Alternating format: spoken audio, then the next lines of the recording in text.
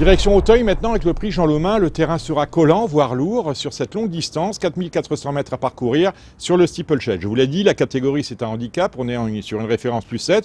Et les chevaux en vue de cette épreuve, on les connaît bien, puisqu'on les a vus batailler ensemble durant toute l'arrière-saison. Attention donc à la candidature de Cafertiti, je ne vais pas vous faire l'insulte de vous rappeler qui il est, c'est l'entraînement de François-Marie Cotin, c'est un concurrent qui vient de prendre une part active au Violon 2, au Montgomery et qui a de nouveau bien...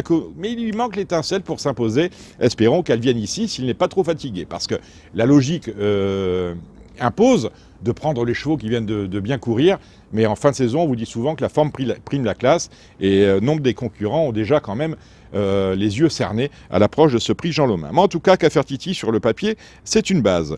Base également, le numéro 3, Décret, qui reste sur une chute. Lui a repris la fraîcheur, parce qu'après son accessite, je crois que c'était dans le... Non, il avait terminé 4e, c'était dans le Violon 2. Eh bien, Décret avait fait l'impasse sur la bonne course. Et là, il reste sur une chute. Donc, on le reprend en considération. Le numéro 14, Chef de Kervignou, a couru aussi tous les gros morceaux de l'arrière-saison. C'est une chance.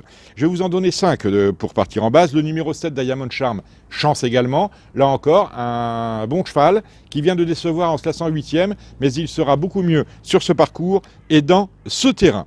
Et ensuite, si on cherche une 5e base, peut-être celui qui va gagner l'épreuve, c'est là ce Dotoré. Il portera 73 kg, c'est beaucoup. On note qu'entre lui et le deuxième, il y a 4 kg d'écart, ce qui indique qu'il est un peu déclassé dans cette épreuve. Et Dotoré, je vous avais un peu, entre guillemets, bassiné les oreilles avec lui sur un parcours de haie où il avait été constamment réveillé par son partenaire, mais il n'avait pu prendre que la 6e place de ce quintet. Je m'en excuse, ou en tout cas je vous prie de m'en excuser, mais là, il est en plein dans sa discipline, il adore le terrain lourd, on devrait le voir, sauf chute, à l'arrivée. Donc 5 bases, l'As, Dotoré, le 3, Décret, le 4, Cafertiti, le 7, Diamond Charm et le 14, Chef de Kervignou, auquel on pourra ajouter éventuellement le 13, Radiologue, qui vient de passer de belle manière un examen de passage sur la distance et dans le terrain en prenant la part, en montant sur le podium d'un quintet. Donc ça nous en fait 6. Après, puisqu'on a 17 partants dans ce quintet, je vais peut-être omis de vous le dire, on va descendre les concurrents de cette épreuve.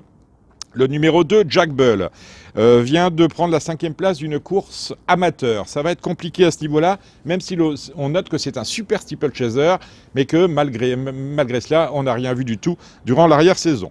Le numéro 5, Chabalco, c'est l'entraînement Marion avec la monte de Kevin Nabé. Ça va être à mes yeux assez compliqué, même s'il a fait 4 petits trucs récemment, puisqu'il reste sur une victoire, je le laisse de côté.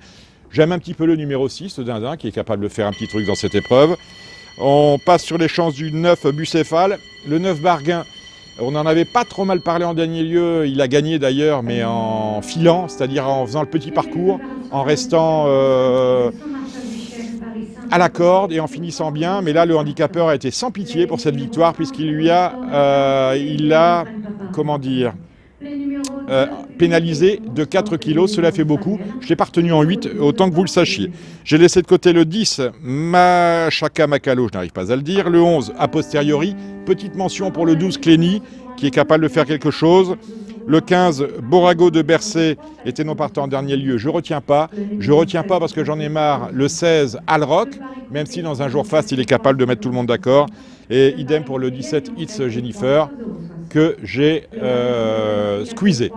Donc je récapitule, 7 chevaux finalement, peut-être pas jouer en champ réduit parce que c'est ouvert, avec dans l'ordre du programme l'As Dotoré qui peut gagner, le 3 Décret, le 4 Cafertiti, le 6 Dindin, ou bel outsider, le 7 Diamond Charm, le 13 Radiologue et le 14 Chef de Kervignou. Je vous retrouverai la semaine prochaine avec 2 quintets, dont la finale de clôture du Grand National du Trot. Ça c'est le dimanche à Vincennes, mais la semaine prochaine, c'est simple.